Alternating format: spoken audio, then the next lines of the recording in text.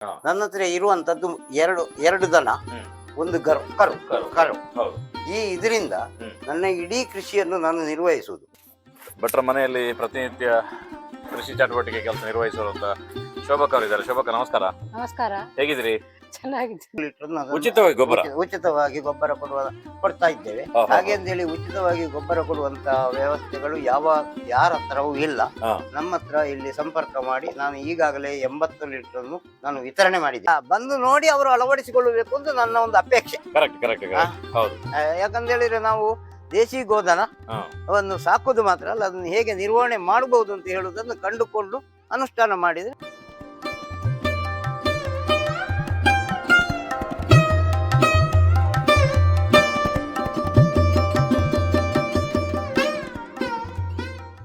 ಸಂಪೂರ್ಣ ಸಹಜ ಕೃಷಿ ಯೂಟ್ಯೂಬ್ ಚಾನಲ್ನ ಎಲ್ಲ ವೀಕ್ಷಕರಿಗೆ ನಮಸ್ಕಾರ. ನಾನು ಶಿವಪ್ರಸಾದ್ ಮಲೆಬೆಟ್ಟು. ಸಾವಯವ ಕೈತೋಟ, ಸಾವಯವ ಕೃಷಿ, ಗೋ ಆಧಾರಿತ ಸಾವಯವ ಕೃಷಿ ಇದನ್ನೆಲ್ಲ ಪ್ರಮೋಟ್ ಮಾಡುವಂಥದ್ದು, ಜನರಿಗೆ ಅವೇರ್ನೆಸ್ ಕ್ರಿಯೇಟ್ ಮಾಡುವಂಥದ್ದು ನಮ್ಮದು ಹೆಚ್ಚು ಕೆಲಸ ಇರುವಂಥದ್ದು.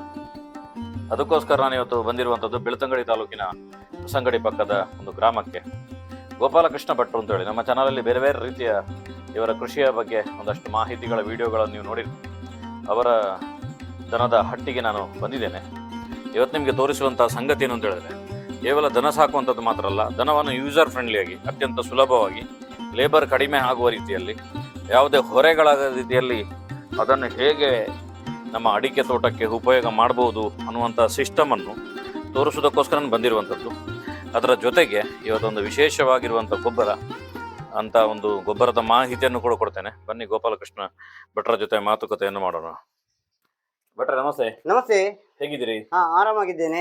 ಸಾವಯವ ಕೃಷಿಯಲ್ಲಿ ಪ್ರತಿನಿತ್ಯ ಹೊಸತುಗಳೆಲ್ಲ ಇದ್ದೇ ಇರ್ತದೆ. ನಾವು ಹಾ. ಇದು ಕೃಷಿ ಅಂದ್ರೆ ಅದೊಂದು ಸಂಶೋಧನಾ ಕೇಂದ್ರ ಅಂತ ನಾನು ತಿಳ್ಕೊಂಡಿದ್ದೇನೆ. ಹಾ. ಬೇರೆ ಬೇರೆ ರೀತಿಯಲ್ಲಿ ನಾವು ಅದನ್ನು ಅಳವಡಿಸಿಕೊಂಡು ನಾವು ಅದರಲ್ಲಿ ಯಶಸ್ಸನ್ನು ಗಳಿಸಿಕೊಳ್ಳಬೇಕು ಅಂತ ನಾನು ಕಂಡುಕೊಂಡವ. ಹಾ. ಕಡಿಮೆ ಒದ್ದಾಟದಿಂದ ನಾವು ಇಷ್ಟು ಕೃಷಿಯನ್ನು ನಾವು ನಿರ್ವಹಿಸಬಹುದು ಅಂತ ಹೇಳುವಂತ ನಾನು ಕಂಡುಕೊಂಡಿದ್ದೇನೆ. ಕರೆಕ್ಟ್. ಈಗ ಹಾ. ಪಾಯಿಂಟ್ ಬೈ ಪಾಯಿಂಟ್ ನೀವು ಎಕ್ಸ್ಪ್ಲೇನ್ ಮಾಡ್ತಾ ಹೋಗಿ. ನನ್ನ ಹತ್ರ ಇರುವಂತದ್ದು ಎರಡು ದನ, ಹ್ಮ್. ಒಂದು ಕರು. ಹೌದು. ಈ ಇದರಿಂದ ಹ್ಮ್. ನನ್ನ ಇಡೀ ಕೃಷಿಯನ್ನು ನಾನು ನಿರ್ವಹಿಸುವುದು. ನಾವು ಈ ದನದ ಸೆಗಣಿಯನ್ನು ಹಾ. ಇಲ್ಲಿ 3 ವಿಭಾಗವಾಗಿ ಮಾಡಿಕೊಳ್ತೇವೆ. ಹೇಗೆ ಅದು? 3 ವಿಭಾಗ ಅಂತ ಹೇಳಿದ್ರೆ, ಗದ್ದೆಗೆ ಹಾಕಲಿಕ್ಕೆ ಒಂದು ವಿಭಾಗ, ಹಾ.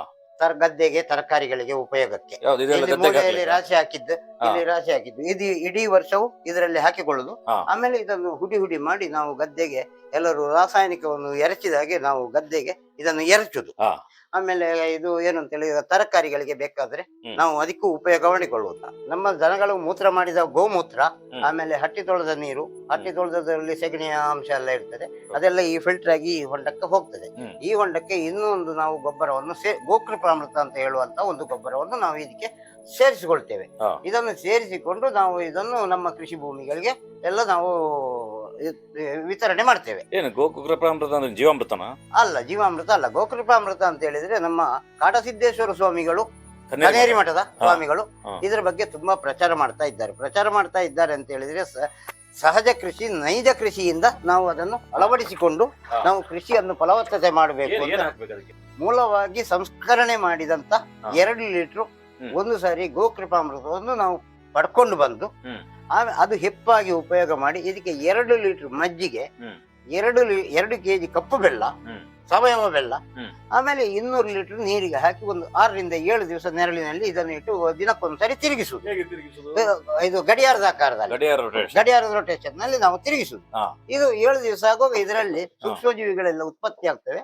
ಇದನ್ನು ನಮ್ಮ ಕೃಷಿ ಭೂಮಿಗೆ ಹಾಕಿದರೆ, ನಾನು ಇದರಲ್ಲಿ ಕಂಡುಕೊಂಡದ್ದು ಏನು ಅಂತ ಹೇಳಿದ್ರೆ, ಗದ್ದೆಯಲ್ಲೆಲ್ಲ ನೀರು ಬತ್ತಿಸಿ ನೋಡುವಾಗ ಎಲ್ಲ ಇಡೀ ಗದ್ದೆಯಲ್ಲಿ ಎರೆಹುಳಗಳು ಓಡಾಟ ಮಾಡಿದ ಜಾಗ ಗೊತ್ತಾಗ್ತದೆ ಈಗ ನಮ್ಮ ಗದ್ದೆಯಲ್ಲಿ. ಈಗ ನೀವು ಹೇಳಿದ್ರಿ ಹೆಪ್ಪು ಹಾಕುದು ಅಂತ ಹೇಳಿ. ಈಗ ಬೇರೆಯವರಿಗೆ ಹೆಪ್ಪುಗಳು ಬೇಕಾದ್ರೆ, ಗೊಬ್ಬರ ಬೇಕಾದ್ರೆ ಹೇಗೆ ಅದನ್ನು ನಾವು ಉಚಿತವಾಗಿ ಇದನ್ನು ಕೊಡ್ತೇವೆ. 2 ಲೀಟರ್ ತೆಕ್ಕೊಂಡು ಹೋದ್ರೆ ಅವ್ರು 200 ಲೀಟರ್ ಉಚಿತವಾಗಿ ಗೊಬ್ಬರ ಕೊಡ್ತಾ ಇದ್ದೇವೆ. ಹಾಗೆ ಅಂತೇಳಿ ಉಚಿತವಾಗಿ ಗೊಬ್ಬರ ಕೊಡುವಂತ ವ್ಯವಸ್ಥೆಗಳು ಯಾರ ಹತ್ರವೂ ಇಲ್ಲ. ನಮ್ಮ ಹತ್ರ ಇಲ್ಲಿ ಸಂಪರ್ಕ ಮಾಡಿ ನಾನು ಈಗಾಗಲೇ 80 ಲೀಟರ್ ಅನ್ನು ನಾನು ವಿತರಣೆ ಮಾಡಿದ್ದೇನೆ. ಇನ್ನು ಬೇಕಾದವರಿಗೂ ನನ್ನನ್ನು ಸಂಪರ್ಕ ಮಾಡಿದ್ರೆ ನಾನು ಇದನ್ನು ಅವರು ಕೊಡ್ತೇನೆ. ಹೋಗಿ ಅಲ್ಲಿ ನಮ್ಮ ಇದರಲ್ಲಿ ಅಭಿವೃದ್ಧಿ ಮಾಡಿಕೊಂಡು ಮತ್ತೆ ಉಳಿಸಿಕೊಂಡು ಅವರು ಬೇರೆಯವರಿಗೆ ಹೀಗೆ ಉಚಿತವಾಗಿ ಕೊಟ್ಟುಕೊಂಡು ನಮ್ಮ ಇಡೀ ಇದರಿಂದ ದೇಶಿ ಗೋವಿಂದ ಕೃಷಿಯನ್ನು ಮಾಡಬೇಕು ಅಂತ ಹೇಳುವ ಕನೇರಿ ಸ್ವಾಮಿಗಳ ಆಸೆಯನ್ನು ಈಡೇರಿಸಬೇಕು ಅಂತ ನಾನು ಎಲ್ಲ ರೈತರಲ್ಲಿ ಮನವಿ ಮಾಡಿ ಗೋಕುಲಾಮೃತದ ಜೊತೆಯಲ್ಲಿ ಜೀವಾಮೃತವನ್ನು ನಾವು ಮಾಡಿ ಈ ಹಟ್ಟಿ ತೊಳೆದ ನೀರು ಮತ್ತು ಗೋಮೂತ್ರದ ಜೊತೆಯಲ್ಲಿ ನಾವು ಮಿಶ್ರಣ ಮಾಡಿ ನಮಗೆ ಎಲ್ಲ ಕಡೆಗೂ ತೆಕ್ಕೊಂಡೋಗಿ ವಿತರಣೆ ಮಾಡಿ ಇದು ಹಾಕ್ಲಿಕ್ಕೆ ಕಷ್ಟ ಆಗ್ತದೆ ಅಂತ ಹೇಳುವ ದೃಷ್ಟಿಯಿಂದ ನಾನು ಈಗ ಒಂದು ನನ್ನಷ್ಟಕ್ಕೆ ನಾನು ಆಲೋಚನೆ ಮಾಡಿ ನಮ್ಮ ಮದ್ದು ಬಿಡುವ ಪಂಪಿನಲ್ಲಿ ಯಾಕೆ ಸ್ಪ್ರೇ ಮಾಡಬಾರ್ದು ಅಂತ ಯೋಚನೆ ಮಾಡಿ ನಮ್ಮ ಇಡೀ ತೋಟಕ್ಕೆ ಇದು ನಮ್ಮ ಕೃಷಿ ಇರುವಷ್ಟು ಜಾಗಕ್ಕೆ ಈ ಪಂಪಿಂದ ವಿತರಣೆ ಮಾಡುವಂತ ನಮ್ಮ ಕಾರ್ಮಿಕಳಿದ್ದಾಳೆ, ಅವಳು ಅದನ್ನು ವಿತರಣೆ ಮಾಡ್ತಾಳೆ. ಇಲ್ಲಿ ಈಗ ನಾನು ಇದಕ್ಕೆ ಇದು ಮೋಟರ್ ಎಲ್ಲ ಫಿಕ್ಸ್ ಮಾಡಿ ಸೆಂಟರ್ ಮಾಡಿದ್ದೇನೆ. ಇದನ್ನು ಅವಳೊಬ್ಬಳೇ ನಿರ್ವಹಿಸ್ತಾಳೆ. ಯಾಕಂತ ಹೇಳಿದ್ರೆ ಸ್ಟಾರ್ಟ್ ಮಾಡಿ ಅಲ್ಲಿ ಸ್ಪ್ರೇ ಮಾಡ್ತಾಳೆ. ಬೇಕಾದ್ರೆ ಈಗ ಅವಳು ಮಾಡುವುದನ್ನು ನಾನು ನಿಮಗೆ ತೋರಿಸ್. ಭಟ್ರ ಮನೆಯಲ್ಲಿ ಪ್ರತಿನಿತ್ಯ ಕೃಷಿ ಚಟುವಟಿಕೆ ಕೆಲಸ ನಿರ್ವಹಿಸುವಂತ ಶೋಭಕ್ ಅವರು ಇದ್ದಾರೆ. ಶೋಭಕ, ನಮಸ್ಕಾರ. ನಮಸ್ಕಾರ. ಹೇಗಿದ್ದೀರಿ? ಚೆನ್ನಾಗಿದ್ದೀನಿ. ಇದನ್ನು ಸ್ಪ್ರೇ ಮಾಡೋದಲ್ಲ? ಹೌದೌದು. ಈಗ ನೀವು ಹಿಂದೆನೂ ಕೂಡ ಅದನ್ನೆಲ್ಲ ಹೊತ್ತುಕೊಂಡು ಹೋಗೋ ಕೆಲಸಗಳೆಲ್ಲ ಮಾಡ್ತಿದ್ರಿ. ಇದು ಹೇಗೆ ಸುಲಭ ಆಗುತ್ತೆ ನಿಮಗೆ?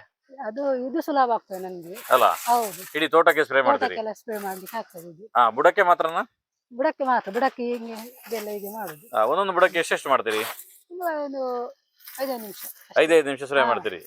ಓ, ಎಲ್ಲ ಮಿಕ್ಸ್ ಆಗಿ ಬರ್ತಾ ಇದೆ ಅಲ್ಲ? ನಮ್ಮ ಕಾರ್ಮಿಕೆ ಇದನ್ನು ನಿರ್ವಹಿಸುವುದು ಹೇಗೆ ಅಂತೇಳಿ ಅವಳು ತೋರಿಸಿಕೊಟ್ಟಿದ್ದಾಳೆ. ಅವಳಿಗೆ ತುಂಬಾ ಸುಲಭವಾಗುವ ಹಾಗೆ, ಅಂದ್ರೆ ಒಬ್ಬಳೇ ಅವಳು ನಿರ್ವಹಿಸುವ ಹಾಗೆ ನಾನು ವ್ಯವಸ್ಥೆಯನ್ನು ಮಾಡಿಕೊಂಡಿದ್ದೇನೆ ನಮ್ಮ ತೋಟಕ್ಕೆ. ಇದರಲ್ಲಿ ಹೇಗೆ ಅಂತೇಳಿ ಇದನ್ನು ನಾನು ಸ್ಪ್ರೇ ಜೆಟ್ಟಿನ ಒಂದು ಭಾಗವನ್ನು ತೆಗೆದು ಇದಕ್ಕೆ ನಾನು ಅಳವಡಿಸಿಕೊಂಡಿದ್ದೇನೆ. ಇದಕ್ಕೆ ದೂರಕ್ಕೆ ಬೇಕಾದ್ರೂ ಹೋಗುವ ಹಾಗೆ ನಾನು ನಮ್ಮ ಈ ಭೂಮಿಗೆ ವಿಕ್ರಯಿಸಿಕೊಂಡು ಬರುವಂತಹ ಗೊಬ್ಬರವನ್ನು ನಾನು ಇದು ಹಾಕುವುದು ಬಹಳ ಕಡಿಮೆ. ನಮ್ಮ ತೋಟಕ್ಕೆ 1 ರಿಂದ 2 ಸಾರಿ ಬೋರ್ಡೋ ದ್ರಾವಣವನ್ನು ಸಿಂಪಡಿಸುವುದು ಮಾತ್ರ. ಅದು ನಾನು ಆರ್ದ್ರ ಮಹಾನಕ್ಷತ್ರ ಬಂದ ಮೇಲೆ 1 ಸಾರಿ, ಮತ್ತೆ 1 ತಿಂಗಳಲ್ಲಿ 1 ಸಾರಿ ನಾನು ಇದಕ್ಕೆ ಬೋರ್ಡೋ ದ್ರಾವಣ ಸಿಂಪಡಿಸುವುದು. ಅದರಿಂದ ಹೆಚ್ಚಿಗಾಗಿ ಏನೂ ಇಲ್ಲ. ಮೊದಲೆಲ್ಲ ಒಂದೇ ಸಾರಿ ಸಿಂಪಡಿಸಿದ್ದೆ. ಈಗ ಸುತ್ತಮುತ್ತ ಉಪ ಬೆಳೆಗಳು ಮತ್ತು ಸುತ್ತಮುತ್ತ ತೋಟಗಳೆಲ್ಲ ಇದರಿಂದ ಗಾಳಿ ಆಡುವುದು ಕಡಿಮೆ ಆದ್ರಿಂದ ನಾನು 2 ಸಾರಿ, ಮತ್ತೆ ಬೇರೆ ಏನು ನಾನು ಹಾಕುದಿಲ್ಲ. ಅದರ ತ್ಯಾಜ್ಯ ಅದರ ಬುಡಕ್ಕೆ ಹಾಕುದು. ಮತ್ತೆ ಇದನ್ನು ಈ ಗೋಕೃಪಾಮೃತ ಮತ್ತು ಹಟ್ಟಿ ತೊಳೆದ ನೀರು, ಒಂದು ಸ್ವಲ್ಪ ಸೆಗಣಿ ಮತ್ತು ಈ ಹಟ್ಟಿ ಗುಡಿಸಿದ ಕಸವನ್ನು ಅಡಿಕೆ ಮರದ ಬುಡಕ್ಕೆ ಹಾಕಿ ಅದೇ ಗೊಬ್ಬರ, ಬೇರೆ ಏನು ಗೊಬ್ಬರ ಇಲ್ಲ. ಇದ್ರ ಬಗ್ಗೆ ಹೆಚ್ಚಿನ ಮಾಹಿತಿ ಬೇಕಾದ್ರೆ ನಮ್ಮ ಕ್ಷೇತ್ರವನ್ನು ನೋಡಿ ನೀವು ತಿಳ್ಕೊಳ್ಬಹುದು. ತಿಳ್ಕೊಂಡು ನೀವು ಅನುಷ್ಠಾನ ಮಾಡಬೇಕು ಅಂತ ನಾನು ಕೇಳಿಕೊಳ್ತೇನೆ. ಇಡೀ ಊರಿಗೆ ಮಳೆ ಬರುವ ಈ ವರ್ಷ ನೋಡಿ ಮಾರ್ಚ್ 13ಕ್ಕೆ ಮಳೆ ಪ್ರಾರಂಭ ಆದ್ದು, ಇನ್ನು ಮಳೆಗಾಲ ಹೋಗ್ಲಿಲ್ಲ. ಹಾಗಾಗಿರುವಾಗ ಒಂದು ಸ್ವಲ್ಪ ಕಾಯಿಲೆಗಳು ಪ್ರಕೃತಿಯಲ್ಲಿ ಇರುವಂತದ್ದೇ. ಅದನ್ನು ನಾನು ಬಹಳ ಹೆಚ್ಚು ಅಲ್ಲದಿದ್ರು ಸ್ವಲ್ಪ ಬಂದಿದೆ. ಸಾಧಾರಣವಾಗಿ ನಮಗೆ ನನ್ನ ಮಟ್ಟಿಗೆ ತೃಪ್ತಿ ಪಡುವಂತ ಇಳುವರಿಯನ್ನು ನಾನು ಕಂಡುಕೊಂಡಿದ್ದೇನೆ. ಸ್ಪಷ್ಟವಾಗಿ ಸಾವಯವ ಕೃಷಿಯಲ್ಲಿ ಒಂದು ಚಾಲೆಂಜ್ ಅಂತ ತಗೊಂಡಿದ್ರಿ ನೀವು. ಹೌದೌದು. ನೀವು ಮಾಡಿ ಸಕ್ಸಸ್ ಆಗಿ ಅದನ್ನು ಬೇರೆಯವರಿಗೆ ಬಂದು ನೋಡಿ ಅಂತ ಹೇಳ್ತಿದ್ರು. ಯಾರು ಬಂದು ನೋಡಿ ಅಂತ ಹೇಳುದಿಲ್ಲ. ಯಾಕಂತ ಹೇಳಿದ್ರೆ ಹೌದಲ್ಲ, ಬಂದು ನೋಡಿ ಅವರು ಅಳವಡಿಸಿಕೊಳ್ಳಬೇಕು ಅಂತ ನನ್ನ ಒಂದು ಅಪೇಕ್ಷೆ. ಕರೆಕ್ಟ್. ಹೌದು. ಯಾಕಂತ ಹೇಳಿದ್ರೆ ನಾವು ದೇಶಿ ಗೋಧನ ಅವನ್ನು ಸಾಕುದು ಮಾತ್ರ ಅಲ್ಲ, ಅದನ್ನು ಹೇಗೆ ನಿರ್ವಹಣೆ ಮಾಡಬಹುದು ಅಂತ ಹೇಳುವುದನ್ನು ಕಂಡುಕೊಂಡು ಅನುಷ್ಠಾನ ಮಾಡಿದ್ರೆ ಊರಿಗೆ ಶ್ರೇಯ, ಅವರಿಗೂ ಕ್ಷೇಮ ಅಂತ ಹೇಳುವಂತದನ್ನು ನಾನು ಕಂಡುಕೊಂಡಿದ್ದೇನೆ. ಹೌದು. ಓಕೆ ಭಟ್ರು, ಒಂದು ಅದ್ಭುತವಾಗಿರುವಂತಹ ಮಾಹಿತಿಯನ್ನು ನಮ್ಗೆಲ್ರಿಗೂ ಕೂಡ ಪ್ರಸಾರ ಮಾಡಿದ್ರಿ. ನಿಮ್ಗೆ ಧನ್ಯವಾದಗಳು.